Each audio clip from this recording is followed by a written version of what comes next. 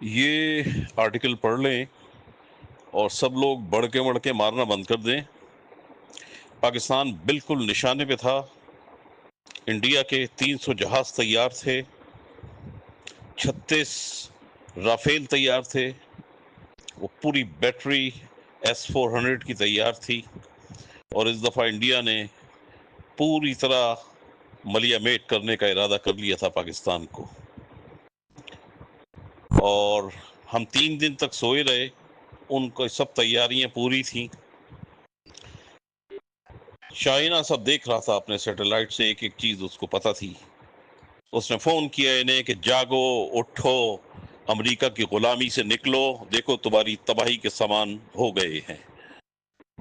اس نے کنٹرول سنبھالا، اپنا سیٹلائٹ دیا انہیں، اپنے اویکس دیے انہیں، اپنا لیٹسٹ فائٹر جیٹ دیے انہیں، انڈیا کی ساری کمیونیکیشن جیم کی اس نے، ریڈار ان کے جیم کیے، ان کے اویکس کو اور ان کے رافیل کو اس نے سٹنگ ڈک بنا دیا، اندھا کر دیا، اور پھر اس نے فائر کروائے ان سے۔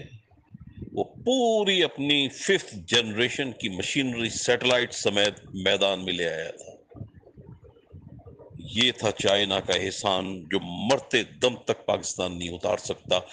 اور اب بھی اگر عقل نہیں آئی ان عقل کے اندھوں کو جو امریکہ کی غلامی میں مرے جا رہے ہیں، جو اپنا چیف اس سے منتخب کرواتے ہیں، اپنا چیف چائنا سے منتخب کرواؤ، امریکہ سے سب تعلقات توڑ لو۔ امریکہ نے تو انڈیا کو موقع دے دیا تھا، بیان سنا تھا نا اس کا۔ یہ تو آپس میں لڑتے رہتے ہیں، آپس میں خود ہی طے کر لیں گے۔ اس کو پتا تھا انڈیا اس دفعہ تباہ و برباد کر کے رکھ دے گا پاکستان کو۔